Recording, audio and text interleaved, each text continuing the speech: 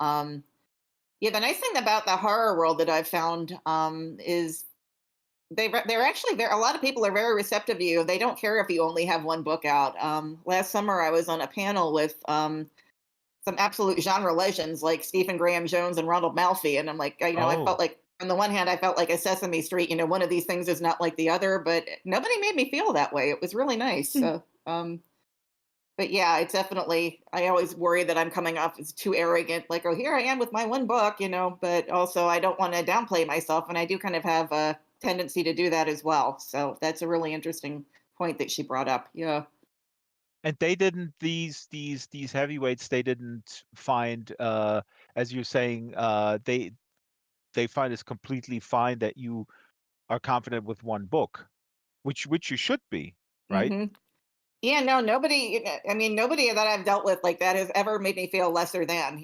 They've just always people have been mostly very welcoming.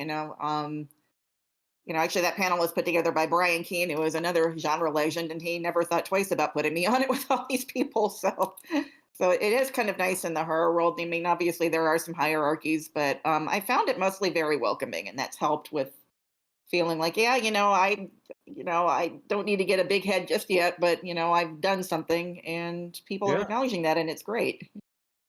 I think that's really important that we relearn that it's completely okay to feel pride. And my personal experience, and I mean, you say the horror world. I don't have experience in publishing, or the difference that certain genre worlds may be different. My sense is that what I always found is that people who are actually quite accomplished, they don't put anybody down.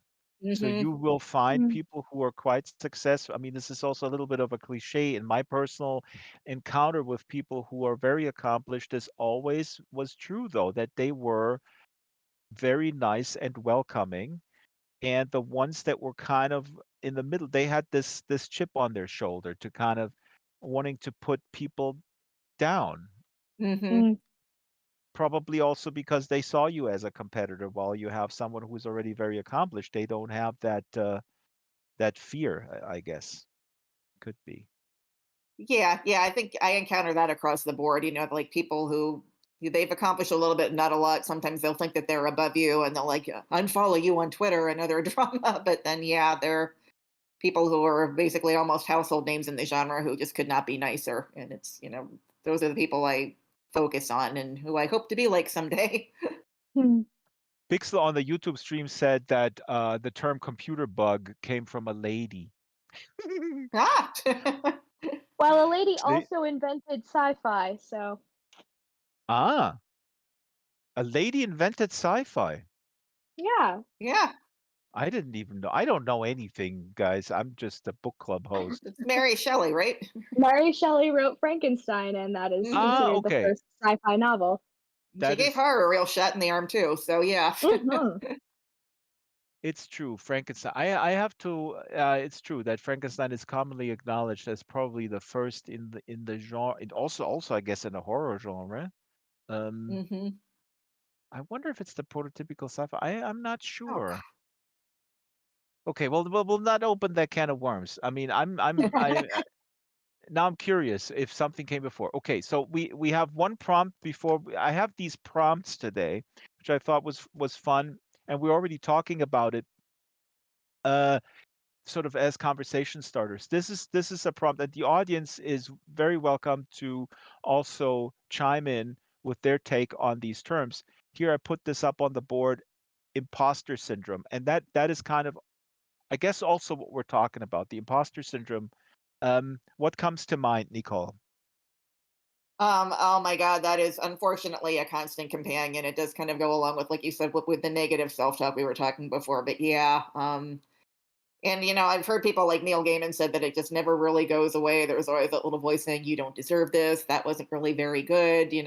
People are just Yeah. humoring you, and it's terrible. I wish I could get rid of it, but I hear someone like Neil Gaiman said he still suffers. Or sometimes it's like, wow, there's really no hope. I guess if he still feels like that, what hope do I have? Well, you just have to then accept that that it's real. It's also, I think it comes back every time you do something new, and then you're judged by the new thing, and or Hmm. you're judging yourself, and you can't. Uh,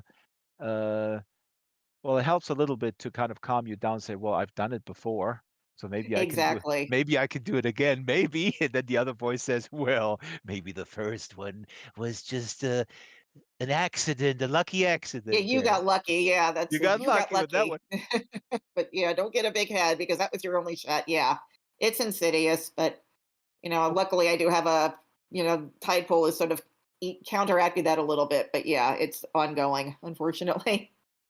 How about you and the imposter syndrome? Again, this is really this kind of related to what we already talked about. So if you have any new thoughts on this, the imposter syndrome. Well, Nicole already brought up the Neil Gaiman aspect, which was also what I was thinking about.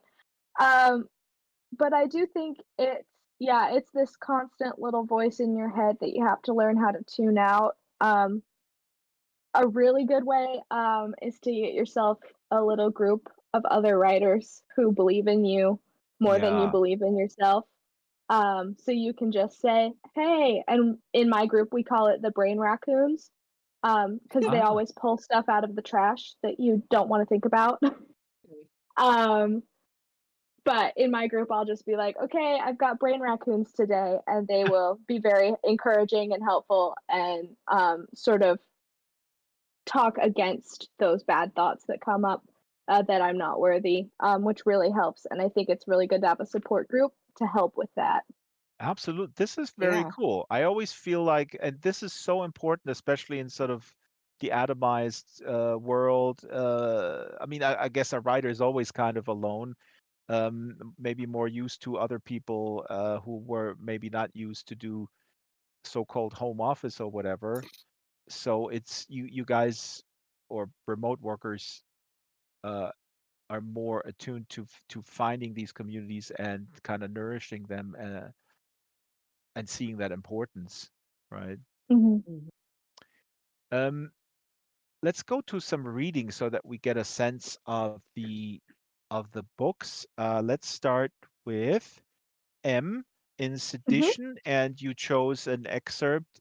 Can you set it up, please, for us? Yeah, so I'm going to read an excerpt from chapter 3, I think. Let me see. Chapter 4. So we've already been introduced to the world a little bit. Taryn has a clockwork arm that she keeps hidden. She's attending a private school for people who want to be mechanical engineers. What's the name Um, of the main character? Taryn Roth. Hmm. And she met this guy a few days ago who seemed to know a little bit more about her than she wanted. And he disappeared. So she hasn't seen him since, but she has this sort of feeling that someone's watching her. And in this scene, she is in the school and has a run in with this unfamiliar person. So I'm going to start reading here. As she passed an office, someone stepped from the doorway, brushing against her shoulder. A low voice muttered, "I know what you are." Taryn froze, her heart threatening to beat out of her chest. Slowly, she turned around, jaw clenched. The man who'd saved her in the street days before stood behind her, a cold smirk on his chiseled face. His ice blue eyes drilled into hers. He was standing in a relaxed, cocky position, hands by his sides and one knee slightly bent, one foot turned out. Taryn's mouth went dry. Who, who are you? How did you find me? It was almost as if he did not hear her. That uncanny smile danced on his lips as he spoke in his strangely gentle voice.